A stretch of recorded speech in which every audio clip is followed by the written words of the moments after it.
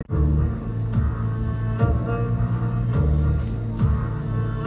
on arrive jusqu'au trésor, vous voyez le trésor. Après le trésor, on continue par la rue des Façades, avant le théâtre. Vous voyez là, on va voir le théâtre par là, mais on ne continue pas par le chemin classique.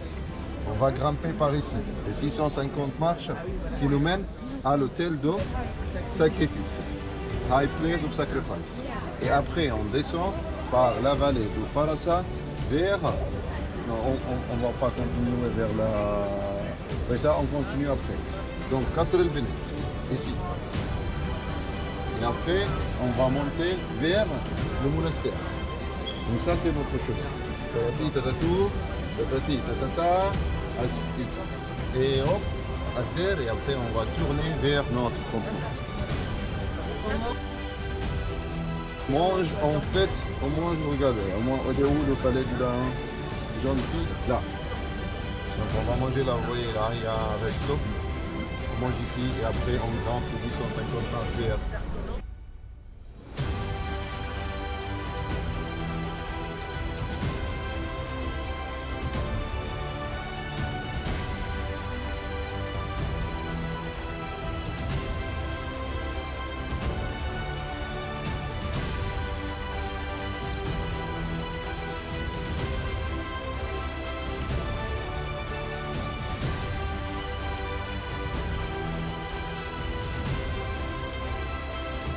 « 106 après Jésus-Christ. Les Nabatéens, un peuple arabe semi-nomade, ont conquis Pétra au IVe siècle avant Jésus-Christ.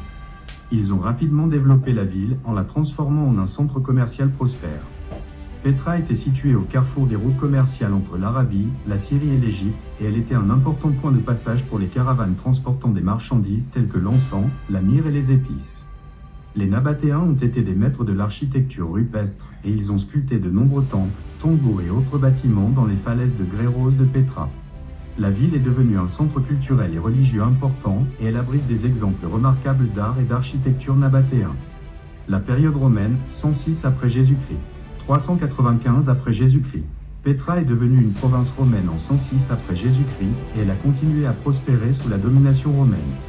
Les Romains ont construit de nouveaux bâtiments à Pétra, notamment un théâtre, un forum et un aqueduc.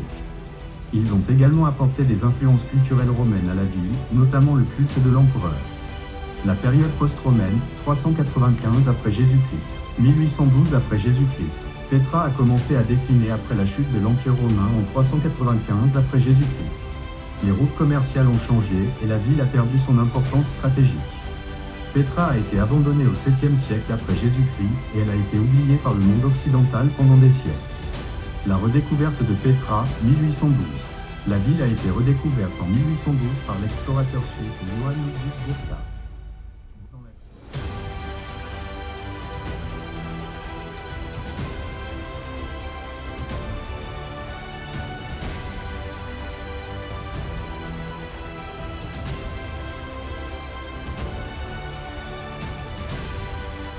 La place des sacrifices est une grande esplanade située au sommet des 350 marches.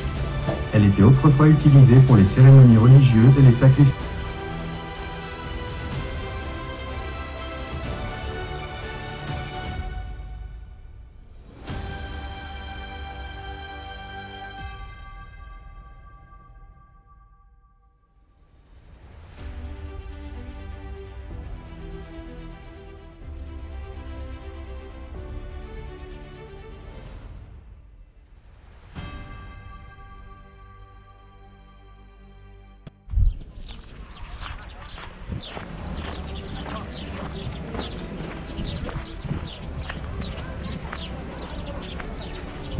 C'est ça le restaurant 5 étoiles?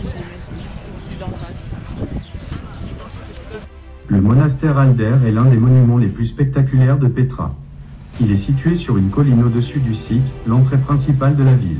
Le monastère est une structure massive, mesurant 50 mètres de haut et 45 mètres de large. Sa façade est ornée de sculptures complexes de colonnes corinthiennes, de frontons et de niches. L'entrée est surmontée d'un grand arc et d'un portique. Le monastère est un symbole de la puissance et de la richesse de la civilisation nabatéenne. Maglouba, renversé. Maglouba. Les Jordaniens palestiniens. Donc les Jordaniens, normalement, vendredi, soit ils préparent mansaf, soit ils préparent magdoula. Entrez. Et ça se mange avec salade ou bien yaourt. Oui.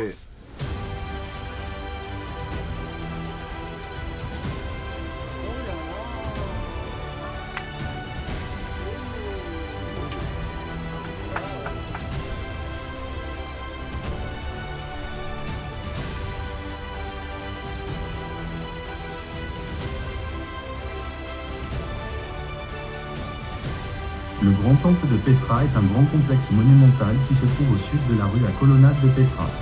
Il couvre une superficie d'environ 7560 mètres carrés. Le grand temple occupait un emplacement de choix dans l'ancienne Petra. De ses ruines, on peut maintenant voir le SI accent circonflexe puis au sud-est, le Qasr al-Bint à l'ouest et le Der au nord.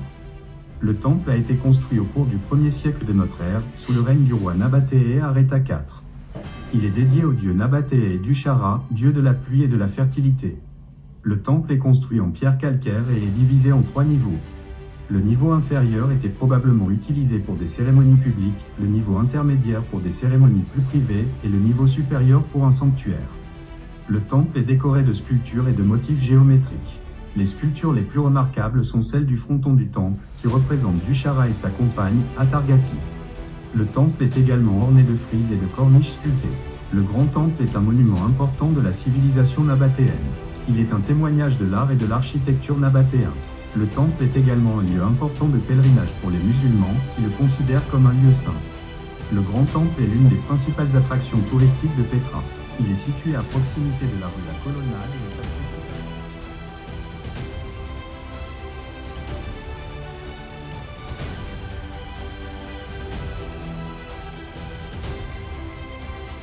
Les tombes royales de Petra sont un ensemble de tombes impressionnantes taillées dans la paroi rocheuse du Jabal al-Qubsa à Petra, en Jordanie. Ils ont été construits par les Nabatéens, une civilisation qui a prospéré dans la région du IVe siècle avant Jésus-Christ au 1er siècle après Jésus-Christ. Les tombes étaient utilisées pour enterrer l'élite nabatéenne et elles sont décorées de sculptures complexes de colonnes, de frontons et de statues. La tombe la plus célèbre des tombes royales est le Trésor, qui est situé à la fin du cycle, le canyon principal menant à Petra. Cependant, il existe de nombreuses autres tombes impressionnantes à voir, notamment le tombeau du palais, le tombeau de l'urne et le tombeau corinthien. Les tombes royales sont un incontournable pour tout visiteur de Petra. Ils témoignent de l'habileté des Nabatéens en tant que constructeurs et sculpteurs, et ils sont un exemple saisissant d'architecture rupestre. Voici quelques faits intéressants sur les tombes royales de Petra. Les tombes ont été construites sur une période de plusieurs siècles, du IVe siècle avant Jésus-Christ au 1er siècle après Jésus-Christ. Les tombes étaient généralement réservées à l'élite nabatéenne, notamment aux rois, aux princes et aux nobles.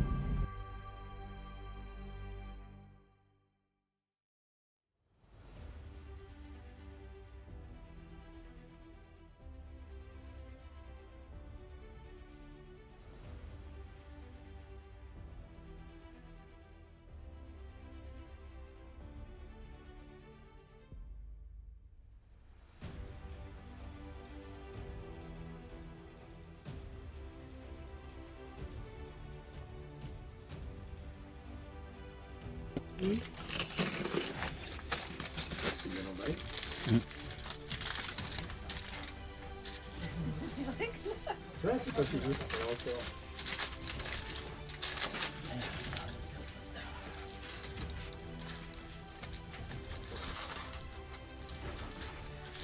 Et ouais, je lave pour... Et Aaron, il a fait ça en bas chez lui ou ici? Ici. Ici. Mais oui, c'est chaud. Ah, c'est un ça. Si.